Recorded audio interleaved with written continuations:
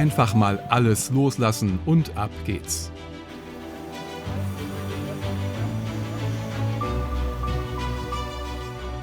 Rund 1000 Kilometer vom portugiesischen Festland entfernt liegt die Vulkaninsel Madeira, mitten im Atlantik. Paragliding, Leichtigkeit und Abenteuer, das passt zur Aufbruchstimmung auf Madeira. Junge Einheimische gehen neue Wege und junge Deutsche, Franzosen, Engländer. Ich habe einige kennengelernt. Das Homeoffice am Strand. Tyrese aus Bremerhaven versucht sein Glück als Musikproduzent. Eine eigene Cocktailbar war schon immer Carlas Traum, hier lebt sie ihn. Instrumente, Marke Eigenbau, cooler Sound, das sind die Musiker von Camacho Phone. Madeira gehört zu Portugal und liegt vor Afrikas Küste im Atlantik. Funchal im Süden ist die Hauptstadt. Ich besuche Porto da Cruz, Seixal, Calheta und Ponta do Sol. Eine Rundreise. Also Leihwagen mieten und los. Am besten gefallen mir die alten Küstenstraßen. Da ist sogar die Autowäsche inklusive. Tyrese lebt seit einem Jahr hier. Bremerhaven, das ist lange her. Wanderung entlang einer Levada, ein alter Bewässerungskanal. Jetzt im Moment kommen immer mehr junge Menschen hierher zum Wandern, zum Entspannen, die hierher ziehen, die sich hier ein Leben aufbauen wollen.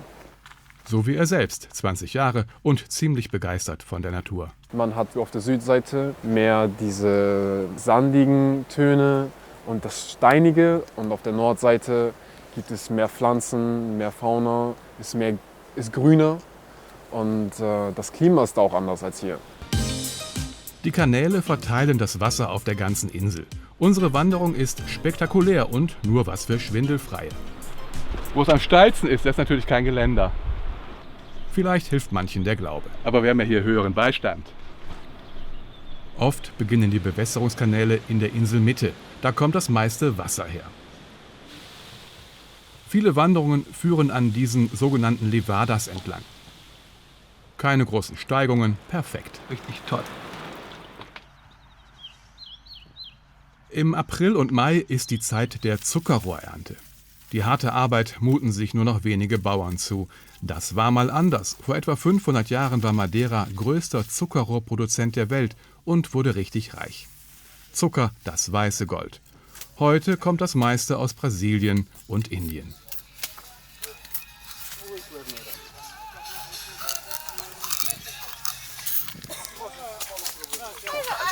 Total süß. Den ganzen Mund voll Zucker, so fühlt es sich an. Hätte ich nicht gedacht. Tyrese schmeckt's auch. Sehr gut, sehr gut. Porto da Cruz, ein kleiner Ort im Norden und eine große Fabrik mittendrin. Hochsaison.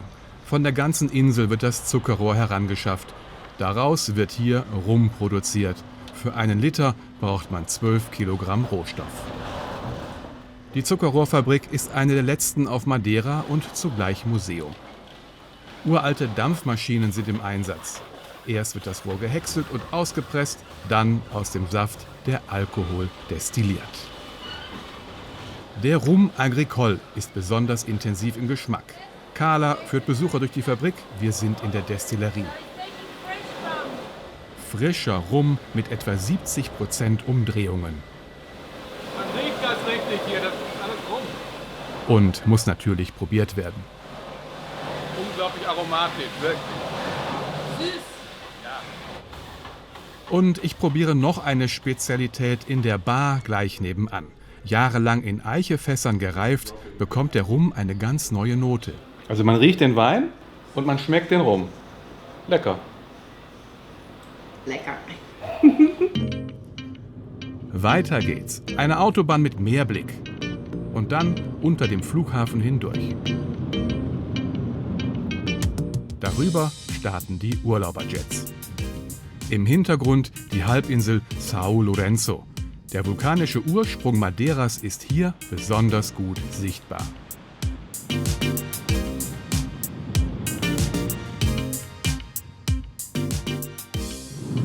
Was für ein Panorama. Und die Nordseite hier, die ist gar nicht mal so oft in der Sonne. Oft stauen sich die Wolken an den Felsen. Glück gehabt.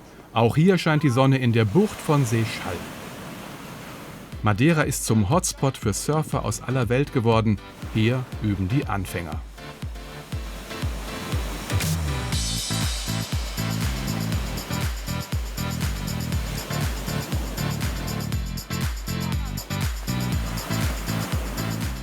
Roberto hat seinen Traum von der eigenen Surfschule umgesetzt.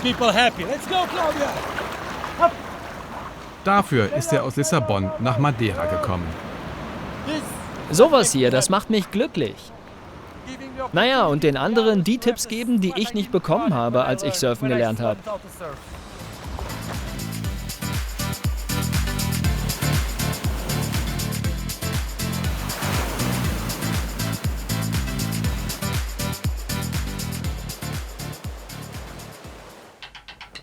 Abflussrohre, Drainageschläuche aus dem Baumarkt, alte Fahrradteile.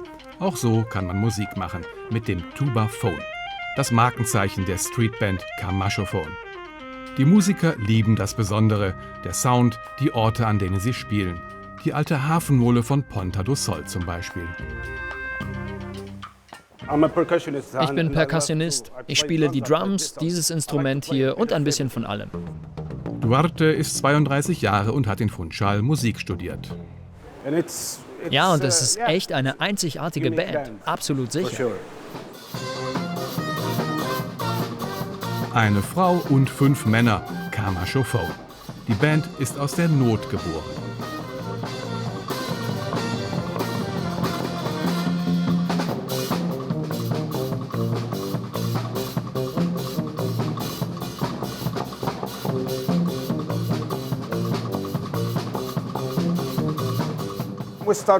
Angefangen haben wir auf den Straßen von Funchal, weil die meisten von uns, ja, wir waren arbeitslos.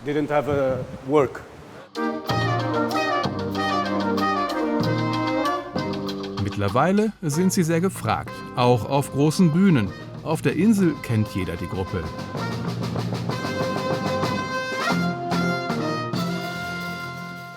Es gibt hier Platz für Folk, für Traditionelles und für neue Ideen, wie unsere. Sie wollen weiter auf der Straße spielen. Ihre Musik brauche diesen Freiraum, sagen sie, um sich weiter zu entwickeln.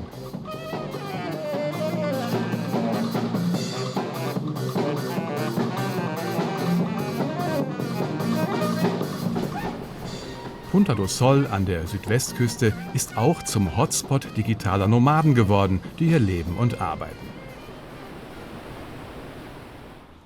Ganz im Süden liegt Funchal. Rund 250.000 Bewohner hat die Insel. Jeder zweite lebt in der Hauptstadt.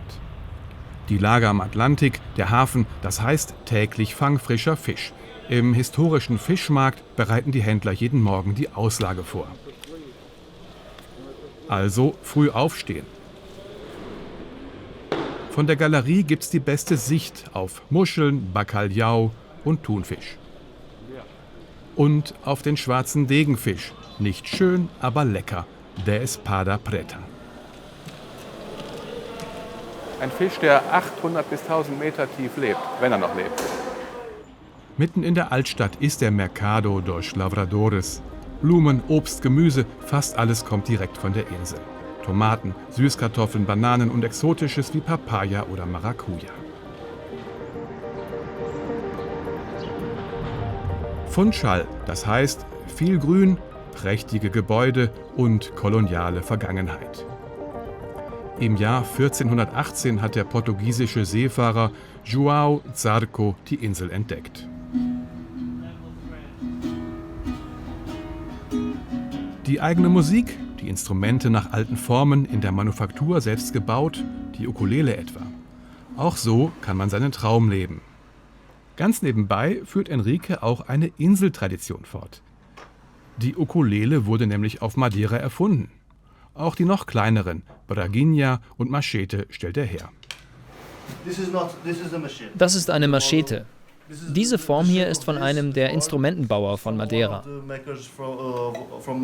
Okay. Auch sein Vater Carlos arbeitet hier. Jede Holzscheibe ein Instrument. Wir nennen es den Mund.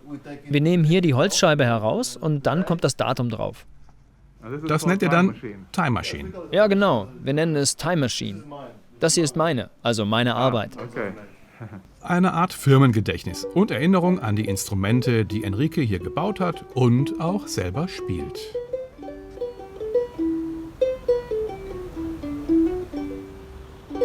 Die Kathedrale von Funchal, die Sé, für die zumeist katholischen Bewohner das Herz der Stadt. Beim Bau vor rund 500 Jahren hatte Portugals König Manuel an nichts gespart. Jetzt wird restauriert. Aber erstmal die Holzdecke. Sie ist einzigartig in Portugal. 1500 Quadratmeter Schnitzereien, Intarsien, Elfenbein, aber verstaubt und verdreckt. Chefrestauratorin Ana Filipa entdeckt fast täglich Neues. Es gibt so viele Details, zum Beispiel die menschlichen Figuren auf den Rädern dieses Wagens hier. Für das Team von 20 Fachleuten ist die Reinigung Geduldsarbeit, die aber so manches Unerwartete zum Vorschein bringt. Anfangs sah es so aus, als gäbe es gar keine Farbe. Und jetzt haben wir Blau, Rot, wir haben Gold, Weiß entdeckt. Es ist dieser Moment der Entdeckung, der das alles besonders macht. Die Teile sind zu einem achtzackigen Stern zusammengefügt. Und sie sind wie die gesamte Decke aus Zedernholz, das von der Insel stammt.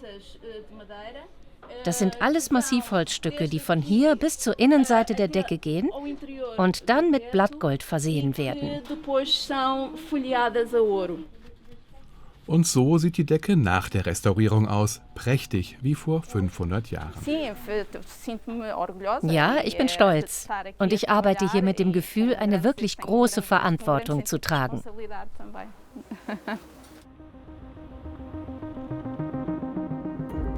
Mit einer Gondel geht's auf die Hügel am oberen Stadtrand. Dort sind seit dem 18. Jahrhundert einige exotische Parks entstanden. Einer davon die Palheiro Gardens. Üppige Blütenpracht und ein Stück altes Madeira in britischer Hand. Eigentum der Madeira-Weindynastie Blendy. Die Anlagen sind für Besucher geöffnet. Lohnenswert.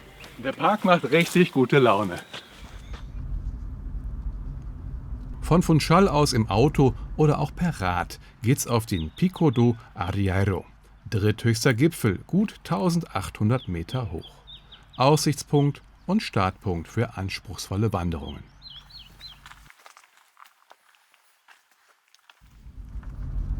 Und wieder abwärts, mit dem Auto an die Südwestküste zurück. Hier herrscht bestes Klima für den Bananenanbau. Erntezeit, das heißt schwere Handarbeit für gerade mal 50 € am Tag. How many kilos? Wie viel Kilogramm wiegt eine Staude? 75. Und 2 Kilo bekomme ich sogar geschenkt. Das ist eine Überraschung. Das ist wirklich schön. Die Bauern hier haben's schwer. Gegenüber Billigbananen aus Lateinamerika. Auf Madeira produzieren sie noch rund 20.000 Tonnen pro Jahr. Doch fast 5 Millionen Tonnen Bananen importiert die EU aus Übersee. Auf zum Paragliding. Come to fly. Mal gucken, was passiert. Erstmal gar nicht viel. Ein paar Hühner picken, der Chef schaukelt. Hartmut Peters hat die Paragliding Base im Jahr 2000 in Calheta gegründet. Anrufen, Wetter checken, Flug buchen. So einfach läuft das im Freiluftbüro. Los geht's, ein irres Gefühl.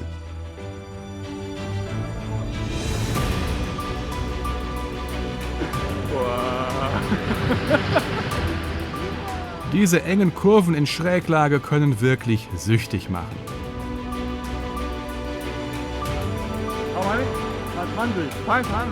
Wir sind 500 Meter über dem Meeresspiegel, sagt mir Duarte, mein Pilot. Die Paragliding Base liegt in Calheta im Südwesten, 30 Kilometer von Funchal entfernt. Im Nachbarort Madalena do Mar ist der Landeplatz. Auch Tyrese wohnt hier und ist einfach happy. Das ist wie Urlaub, bloß für immer. So, das ist einfach so entspannt, das Meer zu hören, die Vögel zu hören, das hier alles anzusehen, das ist einfach unglaublich. So. Alles richtig gemacht also. Zum Komponieren sitzt Tyrese gerne mit seinem Laptop am Strand. Mein Traum ist, mich zu verwirklichen als Musikproduzent und ich möchte Leuten das Gefühl geben, was ich fühle hier, also meine Vibes einfangen und so repräsentieren.